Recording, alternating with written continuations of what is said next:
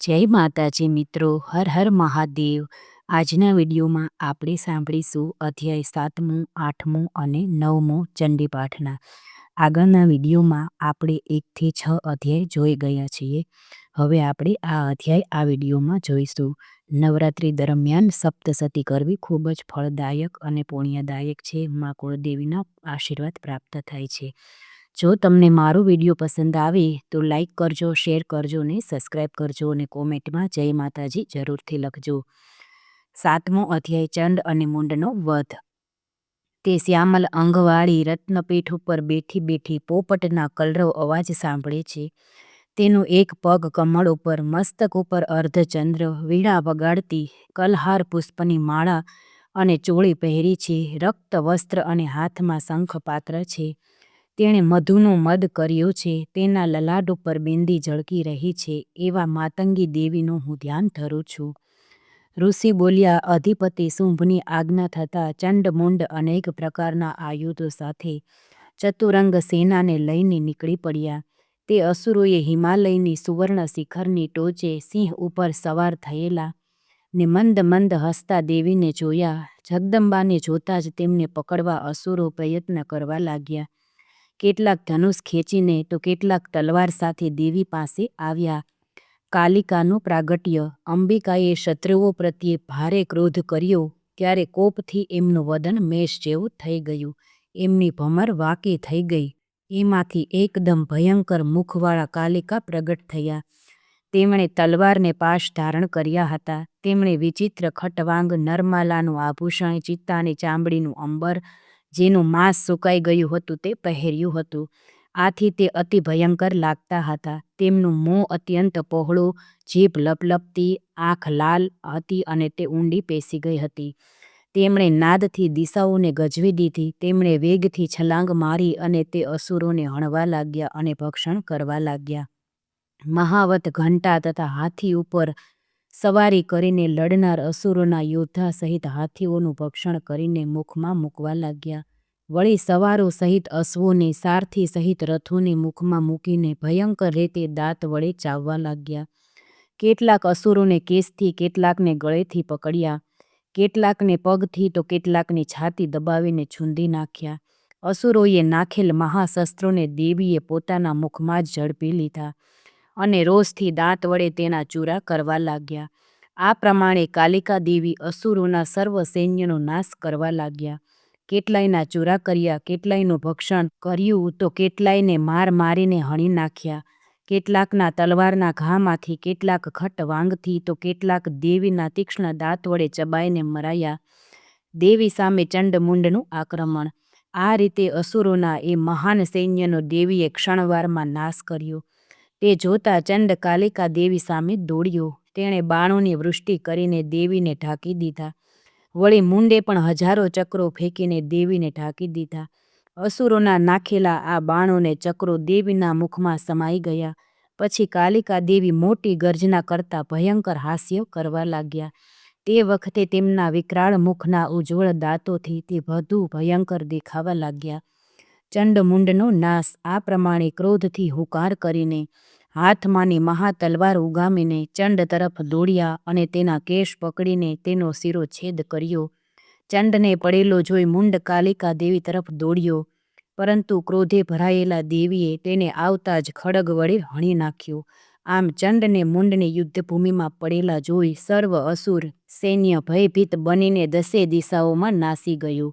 ચંડને મુંડના મસ્તકોને હાથમાં લઈ પ્રચંડ અટ્ટહાસ્ય કરતા કાલિકા દેવી ચંડિકા દેવી પાસે આવીને કહેવા લાગ્યા, હે ચંડિકા દેવી, આપને યુદ્ધયજ્ઞ અંગે આ ચંડમુંડ અર્પણ કરું છું. હવે શુંભ નિશુંભને તમે પોતે જ હણજો. ત્યારે ઋષિ બોલ્યા. આમ ચંડને મુંડને લાવેલા જોઈ કલ્યાણકારી ચંડિકા દેવી કાલિકા પ્રત્યે મનોહર વચન બોલ્યા. હે કાલિકા દેવી, ચંડમુંડને તમે અહીં લાવ્યા છો, તેથી આજથી તમે ચામુંડાના નામથી જગતમાં વિખ્યાત થશો. બોલો શ્રી ચામુંડા માત કી જય. નવદુર્ગા માત કી જય. ઇતિ શ્રી માર્કંડેય પુરાણે સાવર્ણિકે મન્વંતરે દેવી મહાત્મયે ચંડમુંડવધો નામ સપ્તમો અધ્યાય. હવે આપણે સાંભળીશું અધ્યાય 8મો. 8મો અધ્યાય એટલે રક્તબીજનો વધ. જેમના શરીરનો રંગ લાલ છે, નેત્રોમાં કરુણા, હાથોમાં અંકુશ, બાણને ધનુષ શોભી રહ્યા છે, એવા અણિમા આદિ સિદ્ધ કિરણોથી આવૃત ભવાની દેવીનું ધ્યાન ધરું છું. ઋષિ બોલ્યા છે કે દેવી સામે યુદ્ધ કરવા શુંભ નીકળ્યો.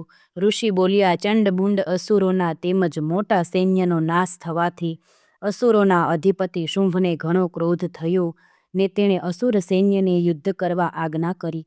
એણે કહ્યું, અત્યારે ઉદાયુધ નામના 86 સેનાપતિઓ પોતપોતાના સૈન્ય લઈને, કંબુ નામના 84 સેનાપતિઓ પોતપોતાના સૈન્ય સાથે, 50 કરોડ કોટી વીર્યકુળના અને 100 ધૌમ્રકુળના સેનાપતિ, કાલકા, દોહ્યદામ, મૌર્ય અને કાલકેય અસુરો યુદ્ધ માટે તૈયાર થાવો ને યુદ્ધ કરવા જલ્દી નીકળો.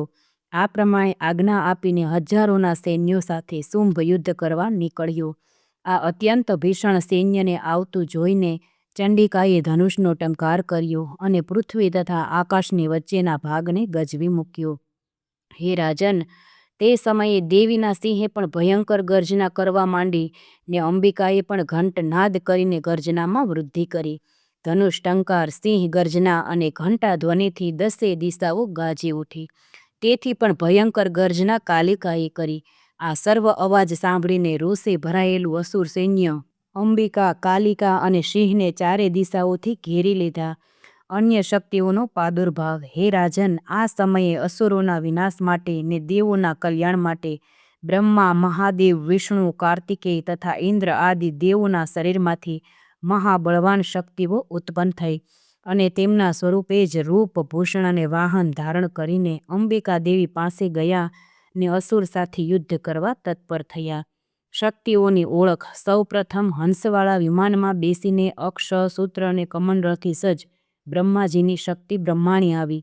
મહાદેવજીની શક્તિ બળદ ઉપર બેસીને હાથમાં ત્રિશૂળ ને મહાનાગનું કંકણ અને મસ્તકે અર્ધચંદ્ર સાથે આવી. કાર્તિકેયની શક્તિરૂપ જગદંબા મયુર ઉપર બેસી હાથમાં શક્તિ સાથે આવી. ભગવાન વિષ્ણુની શક્તિ ગરુડ ઉપર બેસીને હાથમાં શંખ, ચક્ર, સાંગ ને ગદા, ધનુષ અને ખડગ સાથે આવી. યજ્ઞ વારાહનું રૂપ ધારણ કરનારી શ્રી હરિની શક્તિ હતી તે વારાહીનું રૂપ લઈને આવી. નૃસિંહની નારસિંહી શક્તિ એવું જ રૂપ લઈને આવી. તેની યાળના ફફડાટથી નક્ષત્ર મંડળ ખરી ગયા. ઇન્દ્રની શક્તિ ઐન્દ્રી દેવી હાથમાં વજ્ર લઈને આવી, જેને 1000 આંખ હતી. શક્તિઓના પરાક્રમો. આ દેવ શક્તિઓથી વીંટળાયેલ ચંડિકાને ભગવાન શંકરે કહ્યું, મારી પ્રસન્નતા માટે તમે જલ્દી અસુરોનો નાશ કરો. ત્યારે ચંડિકાના શરીરમાંથી ખૂબ ભયંકર શક્તિ પ્રગટ થઈ. એ પોતે શિવ સ્વરૂપિણી હોવા છતાં અંગભૂત શિવા સહિત નાદ કરવા લાગી. તે અપરાજિત ધૂમવર્ણની જટાવાળા દેવી મહાદેવજીને કહેવા લાગ્યા, હે ભગવાન, તમે દૂત તરીકે શુંભની શુંભની પાસે જાઓ અને શુંભને શુંભ તથા તેના અસુર સૈન્યને જઈને મારો સંદેશો કહો કે હે અસુરો, જો તમારે જીવવું હોય તો પાતાળમાં ચાલ્યા જાઓ, જેથી ઇન્દ્રને ત્રિલોકનું રાજ્ય મળે અને દેવો યજ્ઞ ભાગનો ઉપયોગ કરે. જો બળના ઘમંડમાં તમારી યુદ્ધ કરવાની ઈચ્છા હોય તો મારી સાથે યુદ્ધ કરો, જેથી મારી જોગણીઓ તમારા માંસથી તૃપ્ત થાય. દેવીએ મહાદેવને દૂત કાર્ય માટે પસંદ કર્યા, તેથી તે શિવદૂતી નામથી પ્રખ્યાત થયા. મહાદેવજીના મુખેથી દેવીના વચનો સાંભળતા અસુરો ક્રોધે ભરાયા અને જ્યાં કાત્યાયની દેવી ઊભા હતા ત્યાં ઘસી ગયા. તેમણે દેવી ઉપર બાણ, શક્તિ, વૃષ્ટિ આદિ આયુધોની વૃષ્ટિ કરવા માંડી.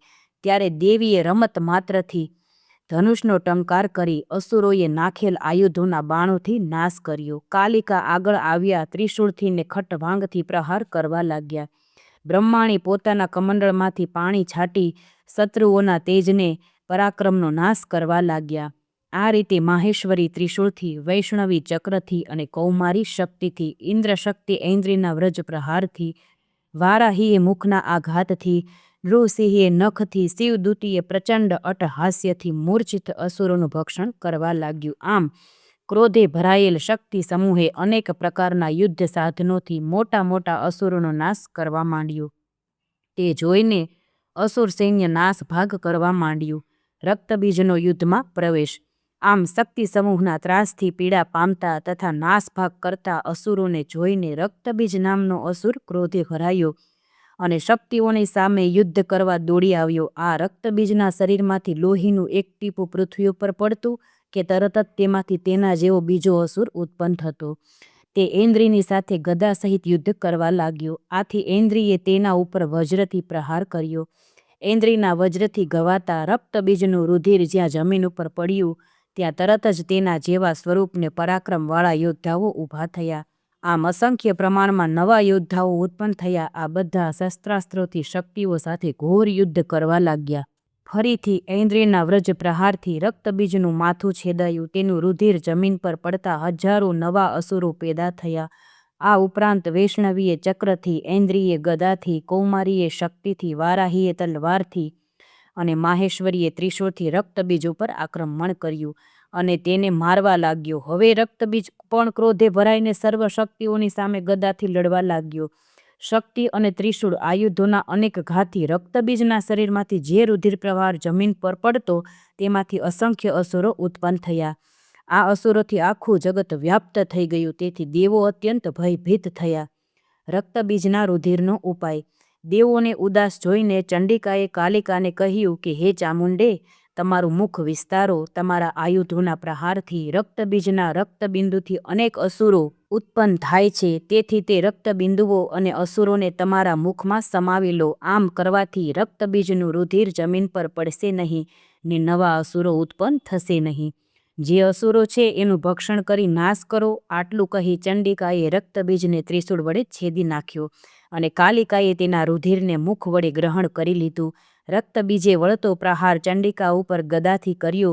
તેની કંઈ અસર દેવી ઉપર થઈ નહીં. હવે રક્તબીજનું રુધિર ચંડિકા પોતાના મુખમાં લઈ લેતા હતા. તેમાંથી જે અસુરો થતા તેને તે ભક્ષણ કરી જતા. આમ રક્તબીજનો નાશ થાય છે. ત્યાર પછી ચામુંડા જેનો રુધિર પી રહ્યા છે તે રક્તબીજનો ચંડિકાએ ત્રિશૂળ, બાણ, વજ્ર, તલવાર અને વૃષ્ટિ વડે નાશ કર્યો. શસ્ત્ર સમૂહથી ઘવાયેલું રક્તબીજ રક્તરહિત બનીને મૃત્યુ પામી જમીન પર ઢળી પડ્યો. હે રાજન, દેવી દેવોને ઘણો હર્ષ થયો અને બધી શક્તિઓ રુધિરપાનથી મદોન્મત્ત બનીને નૃત્ય કરવા લાગી. ઇતિ શ્રી માર્કંડેય પુરાણે સાવર્ણિકે મન્વંતરે દેવી મહાત્મયે રક્તબીજ વધો નામો અષ્ટમો અધ્યાય. હવે આપણે જોઈશું અધ્યાય 9મો. 9મો અધ્યાય નિશુંભનો વધ. જેમની કાંતિ બંદૂક પુષ્પ અને સુવર્ણ જેવી છે, જેમના હાથોમાં સુંદર અક્ષમાલા, પાસ, અંકુશ અને દંડ છે, આભૂષણ અર્ધચંદ્ર નેત્રી છે, એવી અર્ધ અંબિકેશની સ્વરૂપને હું શરણે જાઉં છું. રાજાએ કહ્યું કે હે ભગવાન, આપ મને રક્તબીજના વધ અંગે દેવી ચરિતનું આ અદ્ભુત મહાત્મ્ય કહ્યું. હવે રક્તબીજના વધ પછી અત્યંત ક્રોધમાં ભરાયેલા શુંભ નિશુંભે શું કર્યું તે સાંભળવાની હું ઈચ્છા રાખું છું. શુંભ નિશુંભનું દેવી પર આક્રમણ.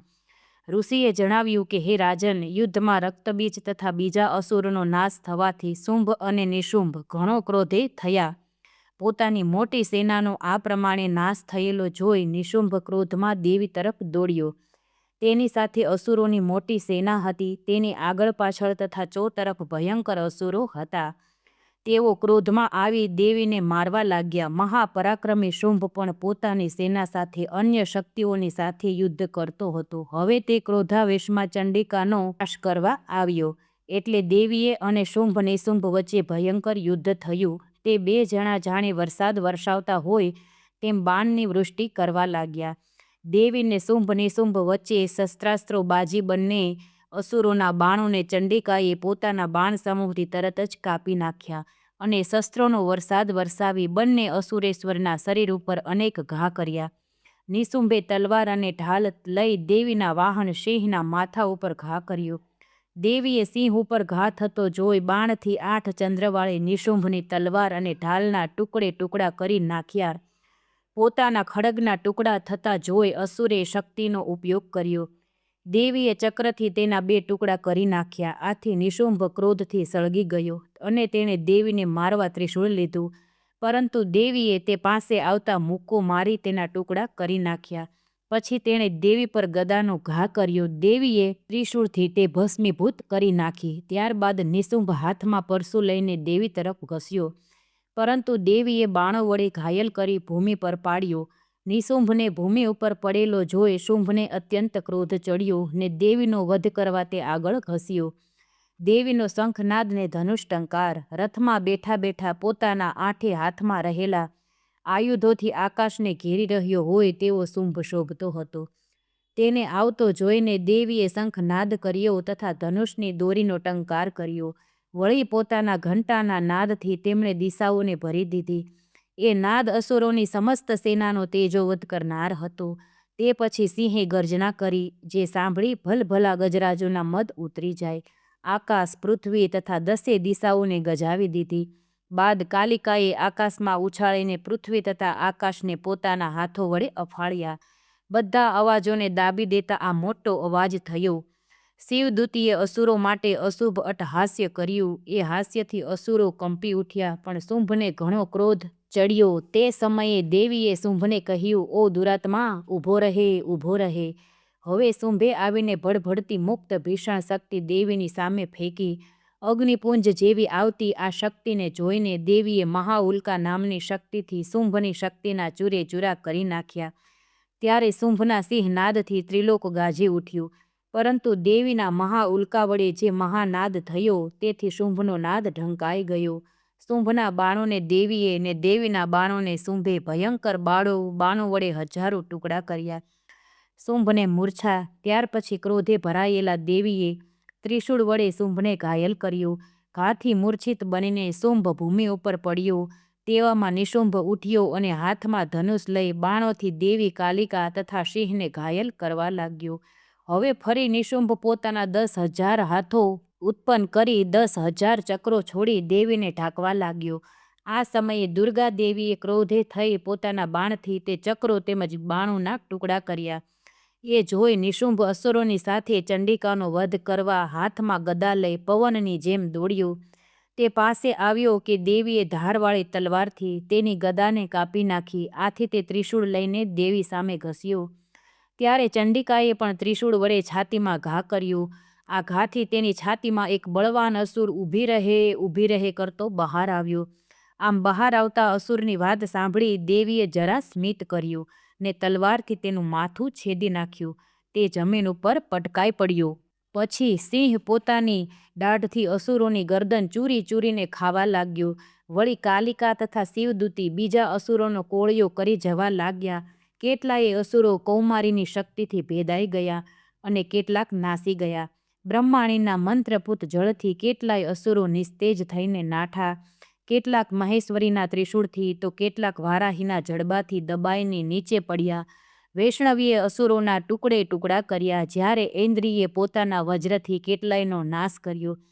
કેટલાક અસુરો નાશ પામ્યા, કેટલાય યુદ્ધમાંથી નાસી ગયા અને કેટલાક કાલિકા, શિવદૂતી અને સિંહના કોળિયા થઈ ગયા. ઇતિ શ્રી માર્કંડેય પુરાણે સાવર્ણિકે મન્વંતરે દેવી મહાત્મયે નિશુંભવધો નામ 9મો અધ્યાયઃ. બોલો નવદુર્ગા માત કી જય. 9મો અધ્યાય અહીં પૂરો થાય છે. મિત્રો, ભગવાન શિવ કહે છે કે હે દેવી, મહત્વથી પરમાણુ પર્યત અને સમસ્ત ચરાચર સહિત આ જગત તમારામાંથી જ ઉત્પન્ન થયું છે. આ સમસ્ત જગત તમારી આધીનતામાં બંધાયેલું છે. તમે જ સર્વ વિદ્યાનું અદ્ભુત અને મૂળ કારણ અને અમારી જન્મભૂમિ છો. તમે સર્વ જગતને જાણો છો, પરંતુ જગતનું કોઈ પણ તમને જાણતું નથી. તમે સર્વ દેવમય છો અને સર્વ શક્તિમય છો.